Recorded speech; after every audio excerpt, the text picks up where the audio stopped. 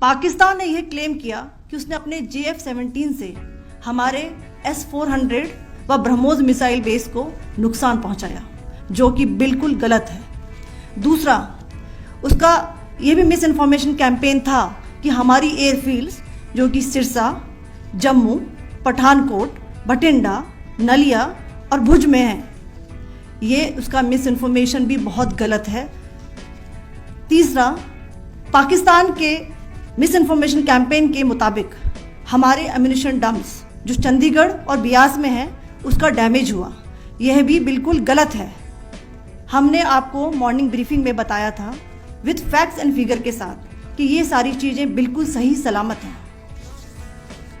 अब मैं आपको बताना चाहती हूँ कि पाकिस्तान के एक प्रेस कॉन्फ्रेंस में ये बात की गई थी कि उनके सीनियर मिलिट्री ऑफिसर्स जो कि पूरी तरह से ये भ्रामक हैं और तथ्यों से दूर हैं कि पाकिस्तान की ओर से ये झूठा आरोप भी लगाया जा रहा है कि भारतीय सेना ने मस्जिदों को नुकसान पहुंचाया।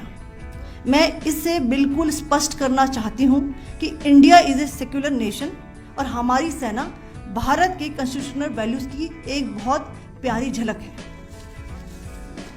इंडियन आर्म्ड फोर्सेस ने पाकिस्तान को बहुत भारी नुकसान पहुंचाया, उनके मिलिट्री इंफ्रास्ट्रक्चर्स को, चाहे वो लैंड एसेट्स हों या फिर उनके एयर एसेट्स। यही नहीं, इंडियन आर्म फोर्सेस ने पाकिस्तान की एयरफील्ड्स स्कर्दू, जकोबाबाद, सरगोदा और बुलारी को बहुत नुकसान पहुंचाया।